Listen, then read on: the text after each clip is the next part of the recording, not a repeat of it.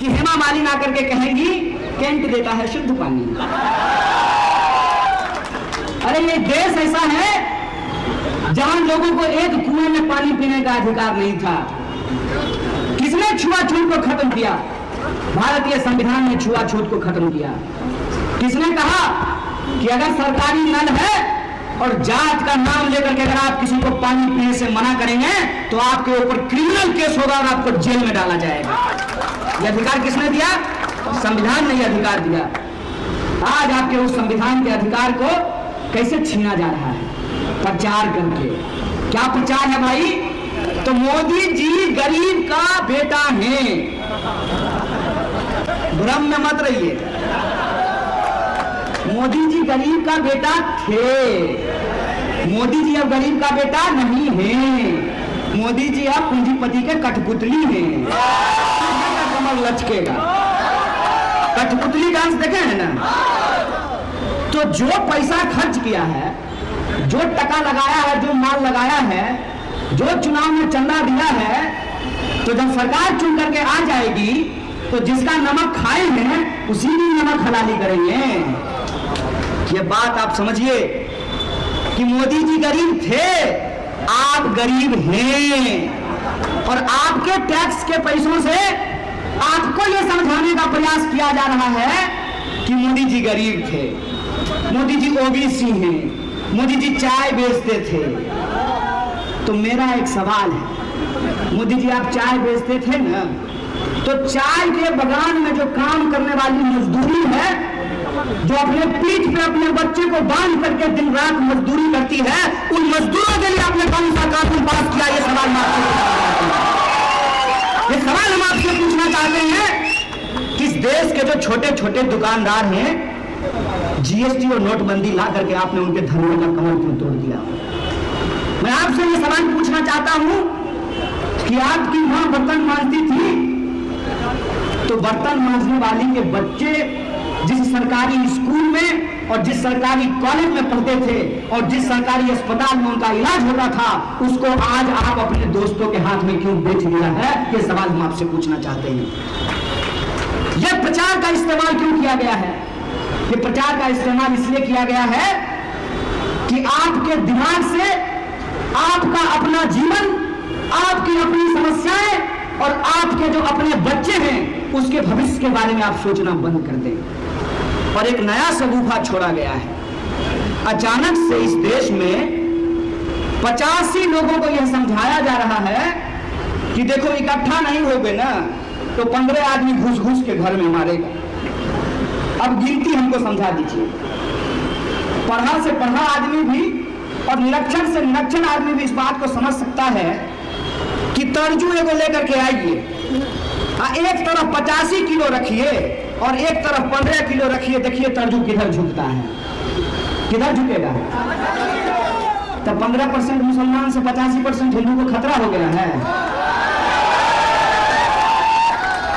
हमको समझा दीजिए जरा, ऐसा क्यों बोला जा रहा है? ऐसा इसलिए बोला जा रहा है कि जब तक बाजार में जहां हिंदू का भी दुकानदार है, मुसलमान का भी दुकान है, और हिंदू मुसलमान करके आपस में नहीं लड़ेगा, तब तक जीएसटी पे सवाल कैसे करेगा?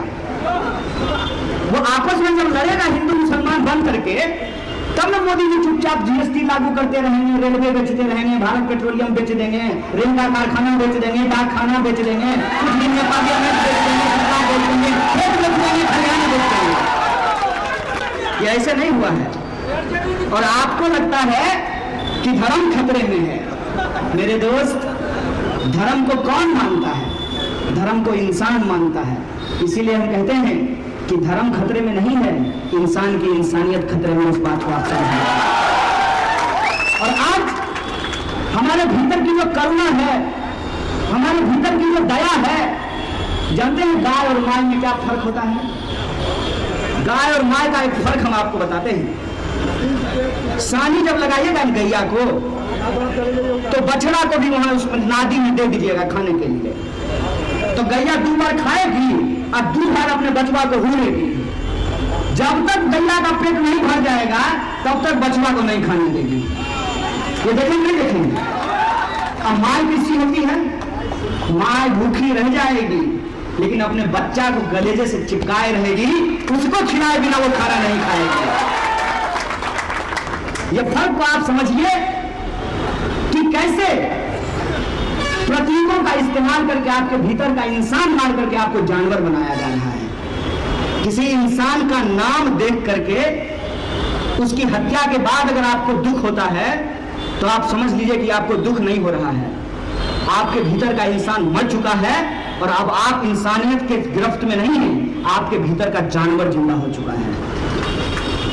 मैं मर जाऊं तो कोई भी इंसान हो, चाहे वो मेरी जाति का हो या ना हो, मेरी धर्म का हो ना हो, हर एक वो मां जिसको मेरे जैसा बच्चा है वो देख करके उसको तक आहा देखो देखो बच्चा मर गया।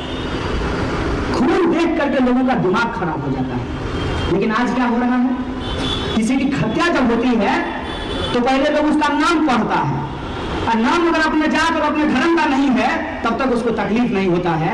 आप इंसान नहीं बचे हैं, आपके भीतर का इंसानियत मारा जा रहा है और ये मारने का काम इस देश की सत्ता कर रही है, इस देश की राजनीति कर रही है। इस बात को आप समझिए। अपने भीतर के इंसान को पैदा कीजिए, अपने भीतर के इंसान को आप जिंदा कीजिए और एक बात समझने का प्रयास कीजिए कि हिंदुस्तान, ये देश, ये भारत, ये इंडिया अगर हमारे शरीर की तरह है तो मेरा एक हाथ अगर दूसरे हाथ से लंबा हो जाए तो ये स्वस्थ होने की निशानी है कि वो अस्वस्थ होने की निशानी है।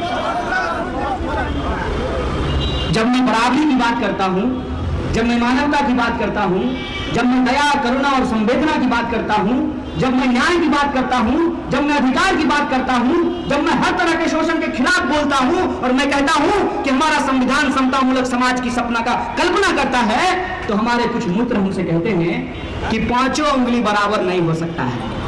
तो हम कहते हैं दोस्त सुनो, पांचों उंगली बराबर नहीं हो सकता है, मतलब अंगूठा में काटेंगे तो चूंकि छोटा है तो कम दर्द होगा, और अंगूठी पहनने वाला अंगुली काटेंगे तो बेसी दर्द होगा क्योंकि ये लंबा है।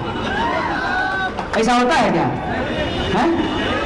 आप जो खाना खाते हैं वो जब पचता है उससे जो एनर्जी पैदा होती है, तो क्या शरीर ये छोटा उंगली है जिसको कम एनर्जी भेजता है और ये बड़ा उंगली तो उसको ज्यादा एनर्जी भेजता है?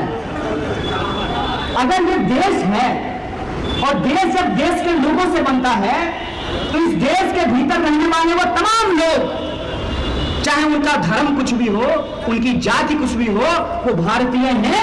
और किसी भारतीय का यदि खून बहता है तो किसी धर्म या किसी जाति का नहीं, सबसे पहले इंसानियत का खून बहाया जाता है। इस बात को आप समझिए। इस इंसानियत, इस मानवता को आज हमको अपनी राजनीतिक रणनीति का हिस्सा बनाना पड़ेगा। और अगर हम इसको अपनी राजनीतिक रणनीति का हिस्सा नहीं बनाए तो एक उदाहरण मैं आपको बता देता हूं। अभी रास्ते में आते हुए आईटीसी मजदूर यूनियन के ऑफिस के सामने मजदूर नेता की एक प्रतिमा है, नीलापन मुखर्जी साहब का, जो सुनील मुखर्जी के पिताजी हैं, जिनके बहन के घर में भारतीय कम्युनिस्ट पार्टी की स्थापना हुई, उनके ऊपर मुझे माल्यार्पण करना था। वहां पर भाजपा का मजदूर संघ है। देखिए कि कितना निर्दयी और बेईमान है ये लोग, ये मैं आपको बताता हूं। तो मेरे वहां पहुंचने से ठीक पहले उसमें ताला मार दिया कि हम आडवाणी जैसा बूढ़ा हो गए हैं, जुआन छोड़ा है, हाथ से जो है बंगली छड़प गए और माला पिना दिए। मैंने 60 बरिस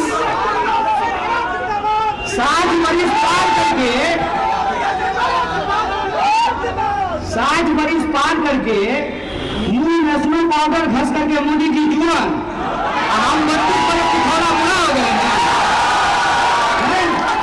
जब हम कहते हैं कि ऐसे ही कमर पे अगर बटन दबाते रहिएगा ना तो देश एक दिन कीचड़ हो जाएगा, इस बात को समझ लीजिए। हम जब कहते हैं कि ये लोग लोकतंत्र को बचाने के लिए नहीं आए हैं, लोकतंत्र का इस्तेमाल करके नहीं, कहावत सुनते हैं, बुतरू गैन कन्हा पर ले लो, बुतरू गाने में दशा हो गया दिल। दूसरा पार्टी से आपको दिक्कत थी, उस दिक्कत को हम आप समझते हैं कि बहुत जेन्युइन और जायज दिक्कत थी। हम विपक्ष को क्लीन चिट नहीं दे रहे हैं, वो जेन्युइन दिक्कत थी और लोकतंत्र में सरकारें बदलनी चाहिए। लेकिन एक बात बताइए, भेड़िया से बचने के लिए बाघ के मान में घुस जाएंगे। लोकतंत्र में सरकार बदलने का जो आपको अधिकार है, उस अधिकार का इस्तेमाल करके जिनको लोकतंत्र और संविधान में भरोसा ही नहीं है, उनको गद्दी पे बिठा देंगे। हम लोग मजदूरों के हक और अधिकार को लेकर लड़ने वाले लोग हैं। हम लोग जमहूरियत और लोकतंत्र को बचाने वाले लोग हैं। हमारा विश्वास देश के संविधान में है, और देश के संविधान के जो शब्द हैं, हम भारत के लोग भारत को एक प्रभुत्व संपन्न समाजवादी धर्मनिरपेक्ष लोकतांत्रिक गणराज्य बनाने का जो सपना है, उस सपने को जीने वाले लोग हैं। हम झूठ मूठ का कुछ भी नहीं चाहते हैं। हमको हकीकत में ये सारे शब्दों को जीवन में उतारना है, इसको जमीन पर लागू कराना है। ये हमारी लड़ाई है, और इसीलिए ये हमारी चिंता है कि हमारी जितनी भी ताकत हो, हम अपनी इसी ताकत से यह जो अत्याचारी सत्ता है, उसके सामने घुटना अड़ा करके खड़े हैं, इससे लड़ रहे हैं।